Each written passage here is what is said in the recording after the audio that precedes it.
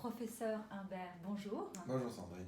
Alors aujourd'hui, on va parler d'un sujet qui n'est pas très glamour, mais qui peut toucher les bébés, les ados, les grands, c'est l'eczéma. Et vous en parlez dans votre livre « Avez-vous un bon médecin ?» qui est la Bible.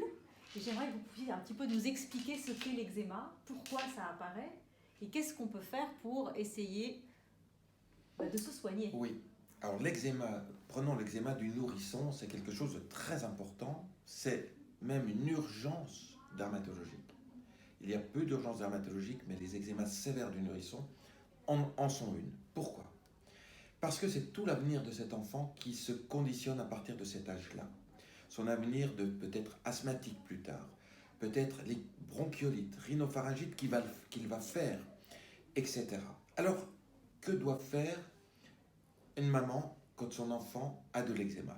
Elle doit consulter, elle doit regarder de très près les signes digestifs que présente son enfant.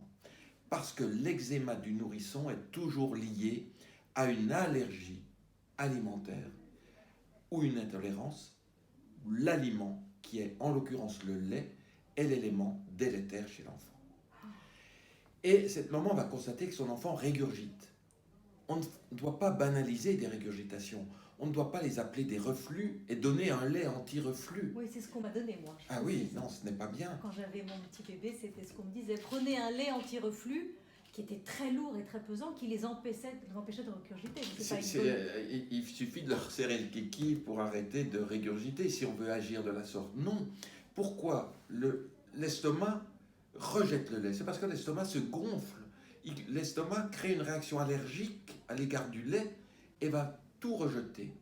C'est une réaction allergique à l'égard du lait. Ce bébé régurgite. Ensuite, il a des coliques. Il se tord dans tous les sens après les biberons. Et très souvent, il est constipé. La constipation est beaucoup plus fréquente que la diarrhée. Et si on ne fait rien à ce moment-là, je vous dirai ce qu'il faut faire à ce moment-là, si on ne fait rien, cet enfant, vers l'âge de 3 ans, 4 ans, 5 ans, va faire des bronchiolites, des rhinites, des rhinopharyngites, des otites à répétition pendant toute cette période.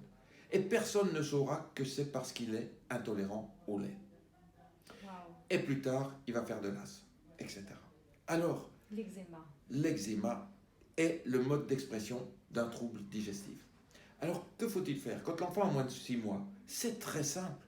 Il suffit d'arrêter le lait et d'acheter un lait analergénique, non allergénique, qui est déjà prédigéré.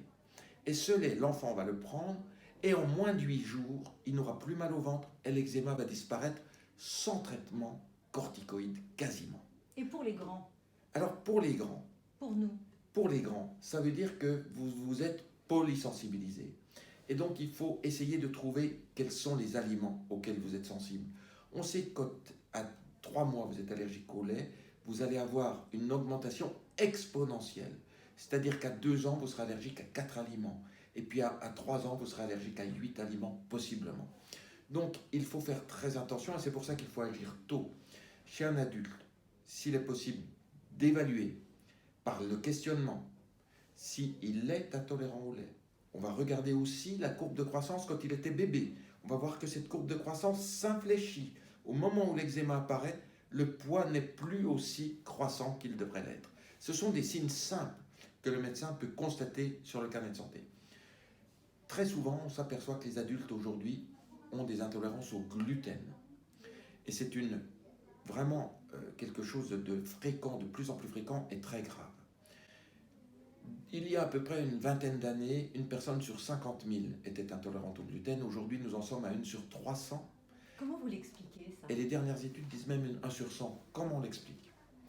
Probablement qu'il y a de plus en plus de gluten dans les pâtisseries, dans le pain, pour rendre le pain plus souple, moins craquant. C'est de la glu, c'est quelque chose de collant, le gluten. De plus, les blés sont sélectionnés. Il n'y a plus la diversité des blés qui faisait que ce gluten n'était pas forcément allergisant. Aujourd'hui, il est clair, et ça a été bien démontré, des chimistes nous l'expliqueraient beaucoup mieux que moi, pourquoi le gluten crée des intolérances très graves. Alors, on n'a pas toujours mal au ventre. Et il ne faut pas confondre la maladie digestive liée au gluten, qui s'appelle la maladie cœliaque, que tout le monde connaissait, à tel point que certaines personnes croient encore qu'on ne peut pas être intolérant si on n'a pas de maladie cœliaque. Et quand vous faites les prises de sang pour rechercher les anticorps contre le gluten, le laboratoire vous répond présence de signes ou pas présence de signes de maladie cœliaque. On fait une confusion entre l'intolérance au gluten et la maladie cœliaque. L'intolérance au gluten en soi, sans forcément d'atteinte digestive, peut être la cause de l'eczéma de l'adulte. Donc c'est toujours digestif.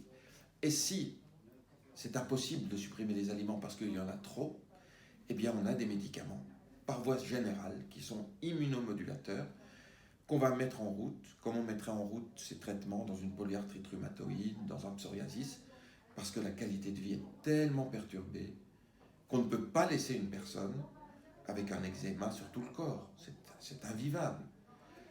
Il y a sur Internet les nuits des gens qui ont de l'eczéma qui ont été filmés. Ces gens bougent toute la nuit, se grattent, c'est intolérable.